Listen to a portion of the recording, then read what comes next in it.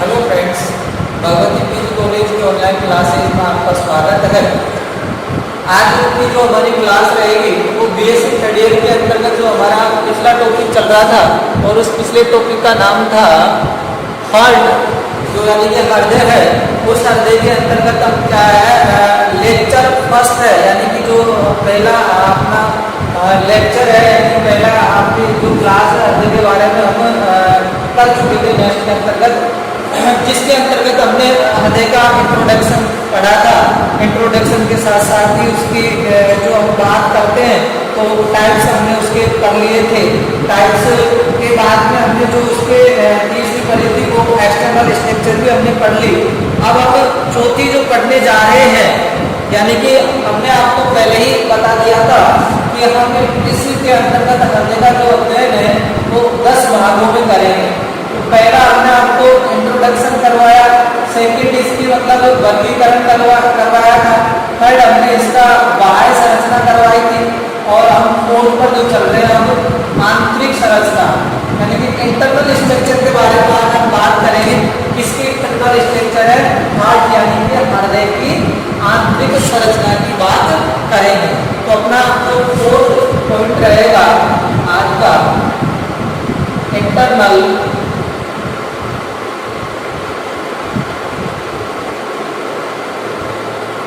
Structure of heart, यानी कि जो हृदय है उस हृदय की आंतरिक संरचना की आज हम बात करेंगे। तो सबसे पहले आपको ये ध्यान रखना है कि हृदय की जो साइज होती है वो साइज क्या है। देखो, इसकी साइज की हम बात करेंगे, एक हम चौड़ाई की बात करेंगे, एक हम इसकी लंबाई की बात करेंगे, यानी कि चौड़ाई कितनी है और इसकी क्या है लंबाई कितनी है। तो हृदय की जो चौड़ाई होती है वो 9 सेंटीमीटर होती है और जो लंबाई होती है वो कितनी होती है 12 सेंटीमीटर होती है। जब आपने इसके हृदय की लंबाई और चौड़ाई की जैसे ही बात कर ली तो हम इसके सेफ्टी में बात कर लेते हैं।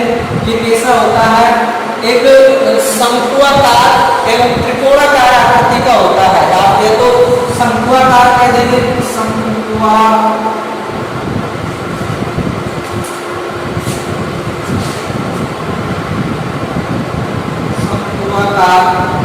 या इसको त्रिकोणाकार के नाम से इसको जाना जाएगा। फिर अगर वेट की बात करते हैं इसके अंतर्गत, मेल के अंतर्गत और फीमेल के अंतर्गत। तो मेल के अंतर्गत जो हृदय का वजन होता है वो 300 ग्राम होता है और जो फीमेल है उसके अंतर्गत जो ग्राम वो होता है 280 ग्राम।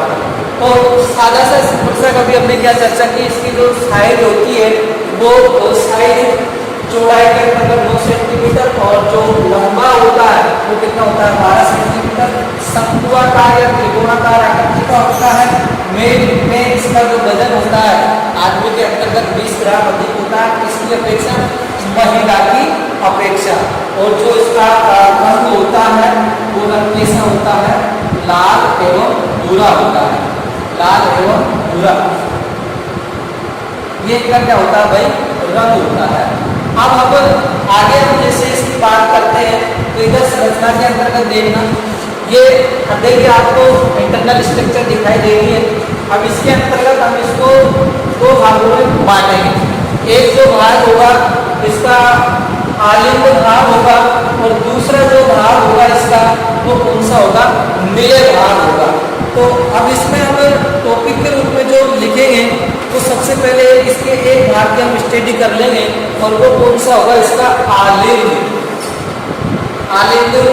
भाग है, उसके बारे में हम चर्चा करेंगे। देखो, आलिंग को इंग्लिश में ऑरिकल, इसका दूसरा नाम भी है एक्ट्रियम और हिंदी में इसको बोला जाता है आलिंग। ये एक्ट्रियम, आलिंग, ऑरिकल इन नामों से इसको जाना जाता है। तो देखो, जो हृदय की आंतरिक संरचना के अंतर्गत इसको आपको दिखाई दे रहा है RA और LA, यहाँ आर ए का मतलब होता है आर ए राइट ऑरिकल और एल ए का मतलब होता है लेफ्ट ऑरिकल। अपन कह सकते हैं राइट ऑरिकल यानी कि ये जो होता है बायां आलिंद होता है और ये जो लेफ्ट होता है ये दायां आलिंद होता है। राइट तो मतलब दायां होता है और लेफ्ट है वो कैसा होता है बायां होता है। राइट है वो तो कैसा होता है दायां और जो लेफ्ट है वो कैसा होता है बायां आलिंद होता है। अब इनके अंतर्गत देखेंगे कि जो आलिंद जो दोनों आलिंद होते हैं लेफ्ट एवं राइट जो आलिंद होते हैं, सबसे पहले तो आप इसके आलिंद के बारे में देखेंगे। ये हृदय का क्या होता है ऊपरी चैम्बर होता है। हृदय का क्या होता है भाई ऊपरी चैम्बर होता है। क्या होता है ये हृदय है, उस हृदय का क्या होता है भाई ऊपरी चैम्बर होता है।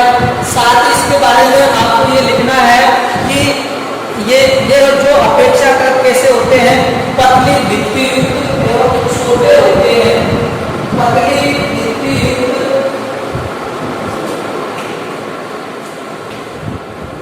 एवं कैसे होते हैं वो छोटे होते हैं। पतली भित्ति युक्त पतली भित्ति होती है पतली भित्ति युक्त एवं कैसे होते हैं वो छोटे होते हैं। पतली भित्ति युक्त होते हैं एवं कैसे होते हैं ये छोटे होते हैं। और इनका कार्य क्या है संपूर्ण शरीर से रक्त को संग्रहित करना।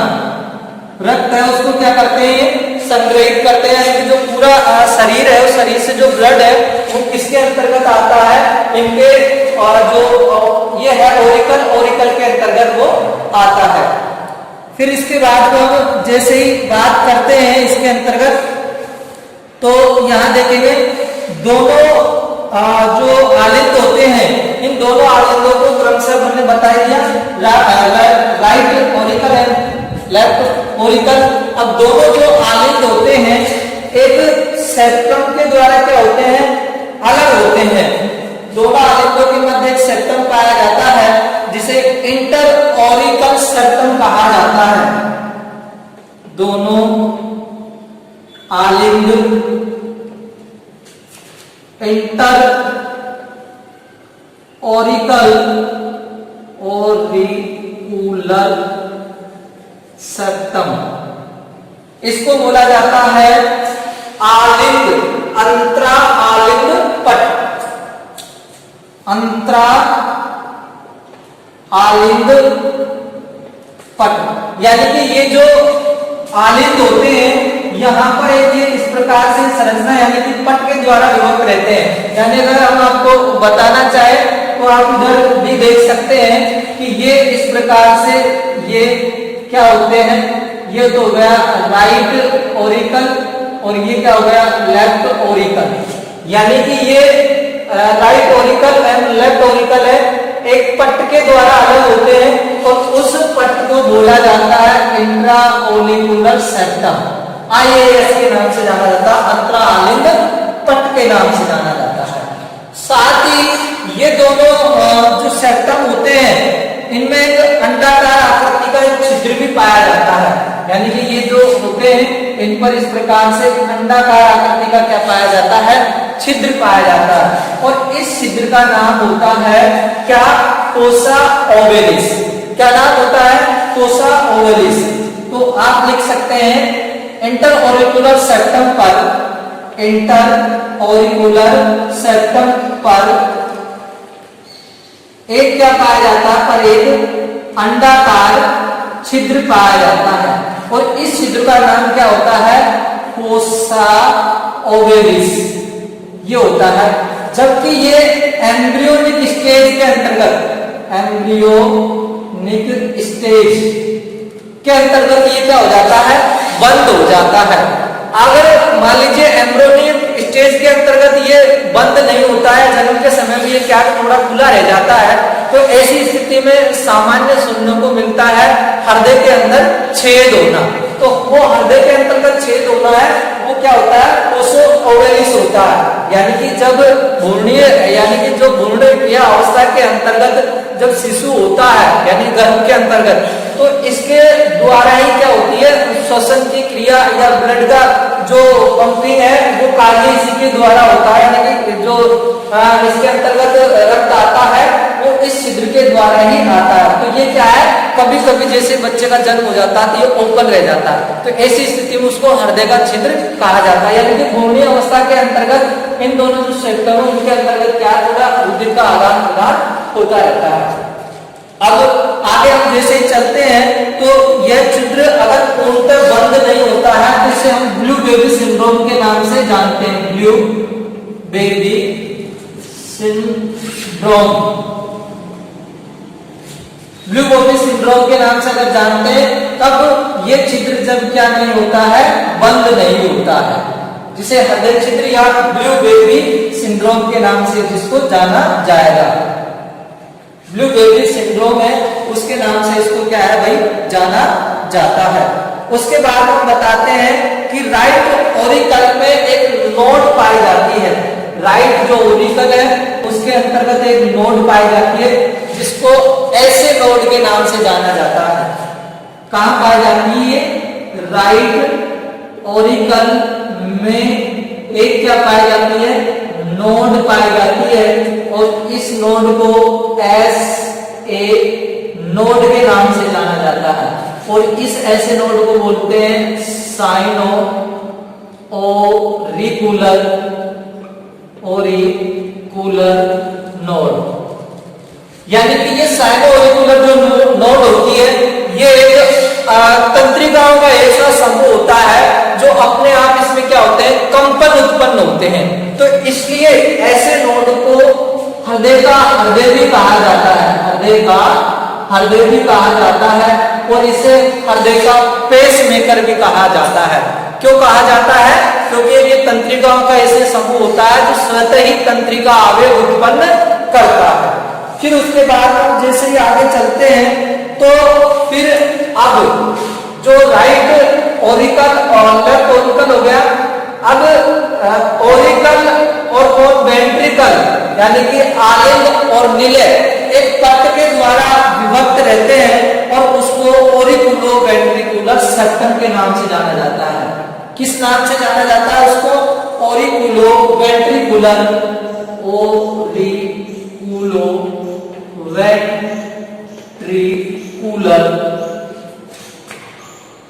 सेप्टम के नाम से उसे जाना जाता है।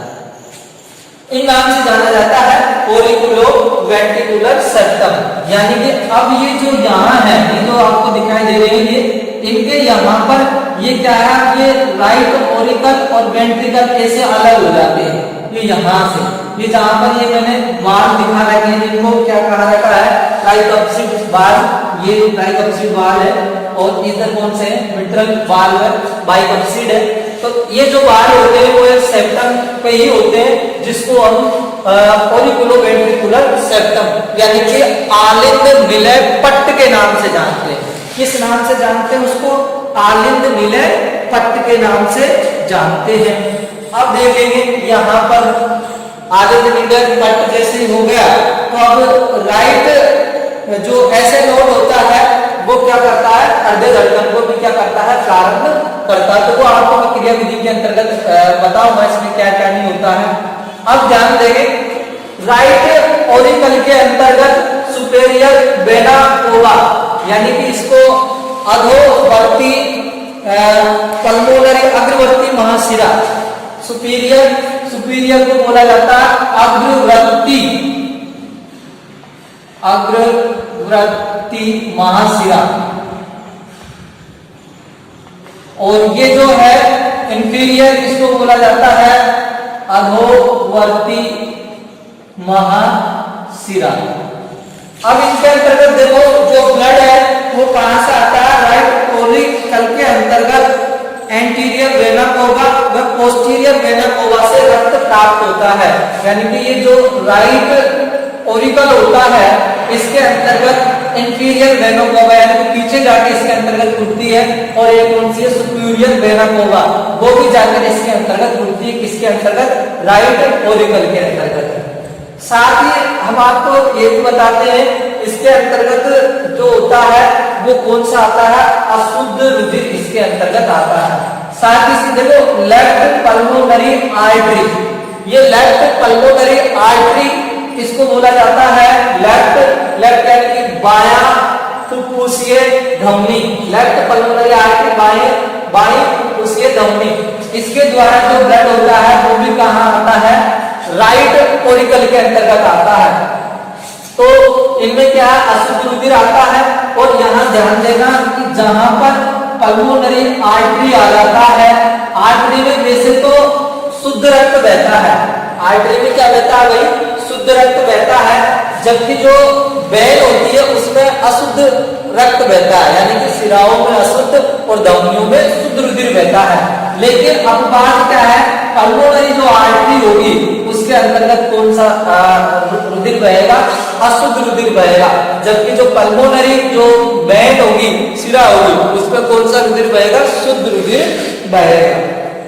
अब ये तो हमारी बात इसकी हो गई, ये हमारी जो बात है वो हो गई राइट ओरिकल की। अब हम आगे की ओर चलते हैं, तो आगे की ओर जैसे ही चलते हैं तो अब हमारा कौन आ जाएगा, वेंट्रिकल, जिसको नीले के नाम से जाना जाता है। तो एक बार और देख लेंगे भाई क्या है क्या नहीं है।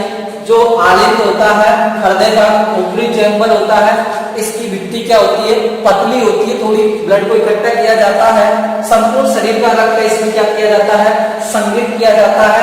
दोनों आलिंदों को अंतरालिंदी पट्टी के द्वारा क्या किया जाता है, अलग किया जाता है, और आलिंद और जो नीला होता है उसको ऑरिकुलर वेंट्रिकुलर सेप्टम के द्वारा क्या किया जाता है, अलग किया जाता है।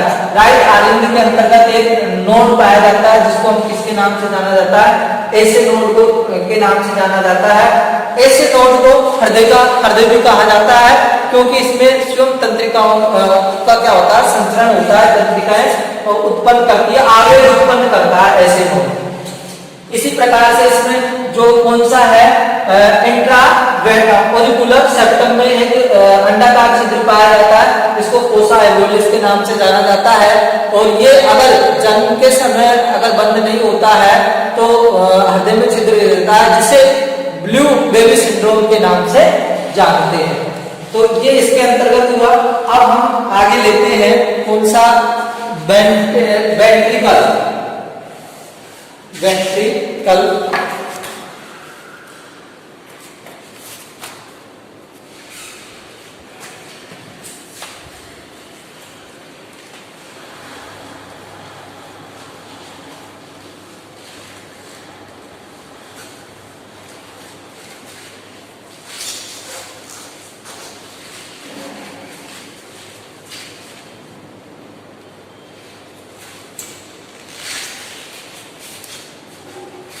वेंट्रिकल नीले जिसे हम जानते हैं,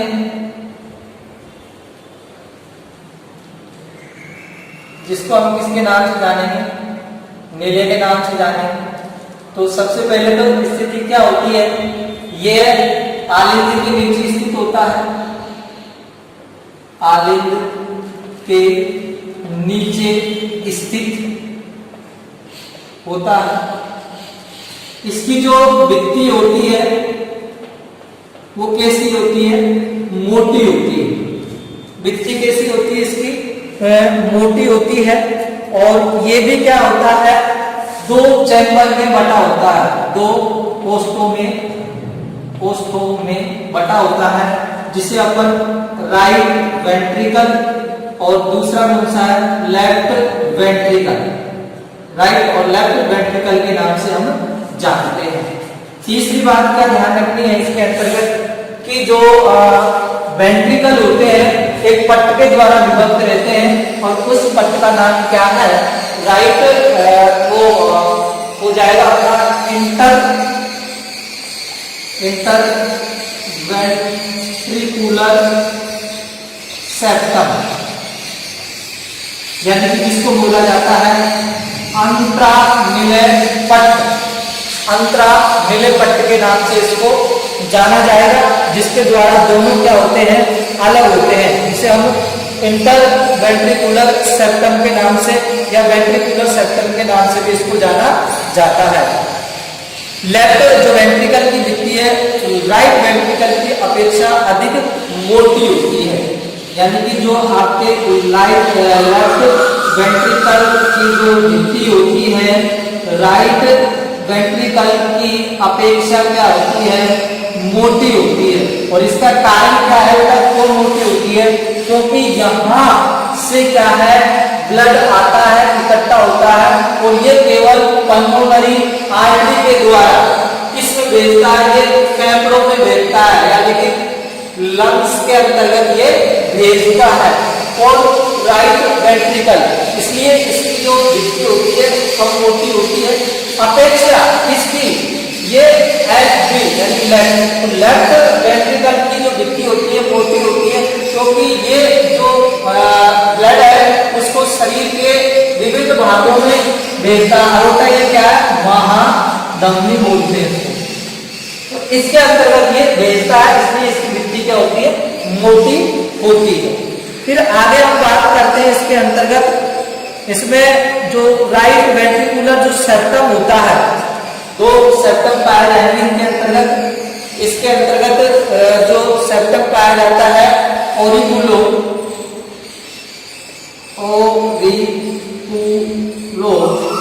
वेंट्रिकुलर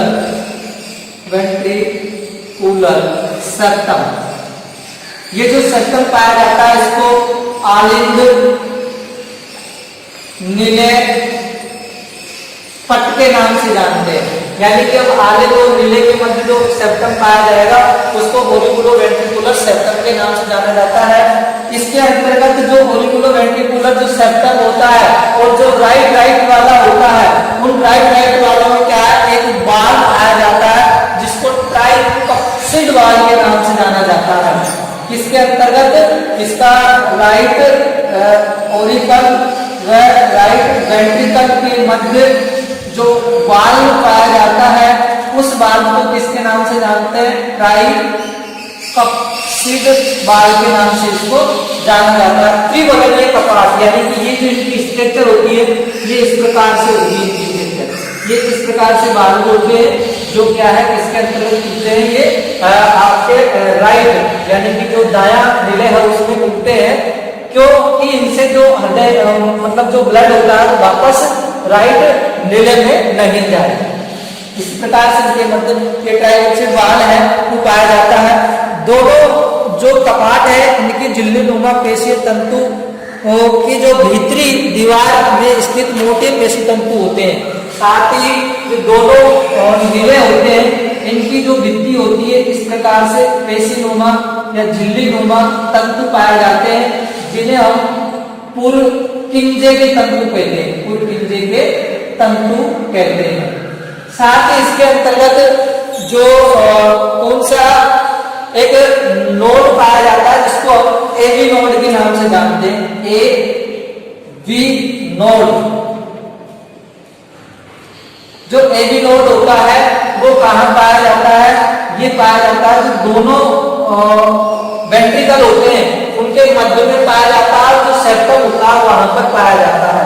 इसको हिज बंडल के नाम से भी जाना जाता है, एवी नोड है, इसको एवी नोड है, इस एवी नोड को बोला जाता है एंट्रिकुलो, जो एवी नोड होता है वो इसके अंतर्गत पाया जाता है।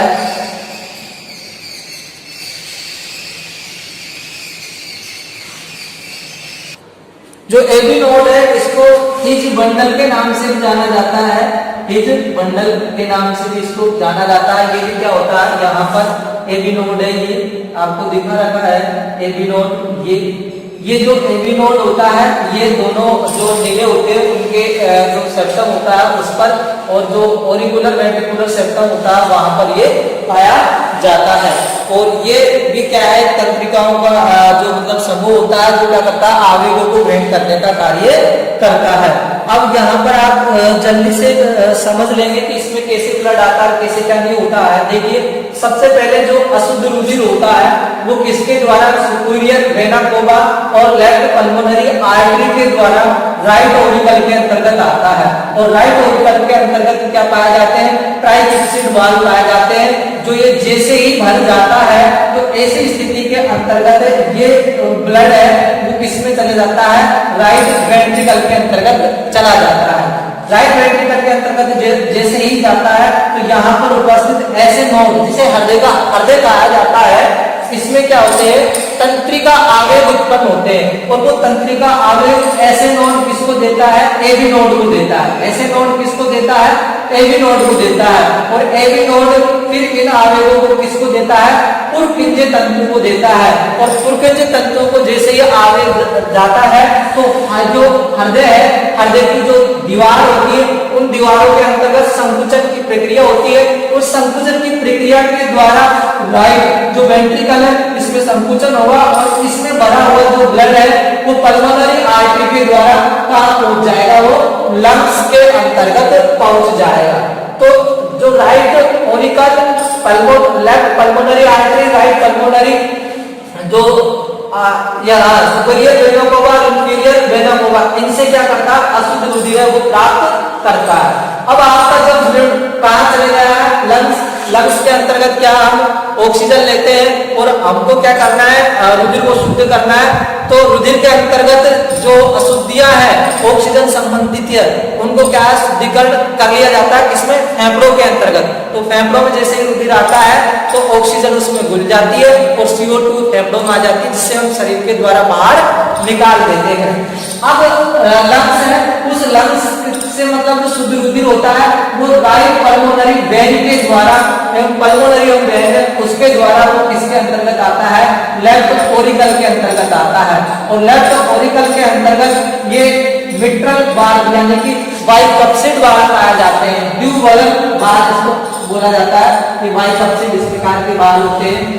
अब इसके अंतर्गत जो ब्लड है जैसे भर जाता है तो वो ब्लड किसके अंतर्गत आता है, लेफ्ट वेंट्रिकल के अंतर्गत आ जाता है। लेफ्ट वेंट्रिकल जैसे ही भरता है तो हृदय का, हृदय ऐसे नोड है, इसमें क्या है, आवेग उत्पन्न होते हैं। उन आवेगों को ऐसे नोड को दिया जाता है, उसके फलस्वरूप इसमें जो आवेग जैसे संचित होते हैं तो लेफ्ट वेंट्रिकल में संकुचन की प्रक्रिया होती है, जिसके द्वारा जो ब्लड होता है उस ब्लड को किसमें, पल्मोनरी आर्टरी या इसको इसमें डाल दिया जाता है। इसके द्वारा जो ब्लड रुधिर होता है, ब्लड उसको अरोटा में डाल दिया जाता है, जिसको महाधमनी ग्रीवा चाप के नाम से जाना जाता है। महाधमनी ग्रीवा चाप, इसके नाम से किसको जाना जाता है, महाधमनी ग्रीवा चाप। यहाँ से जो ब्लड होता है ये एक ही है पूरा, ये यहाँ से ये शरीर के विभिन्न भाग है उसमें ब्लड की सप्लाई कर दी जाती है।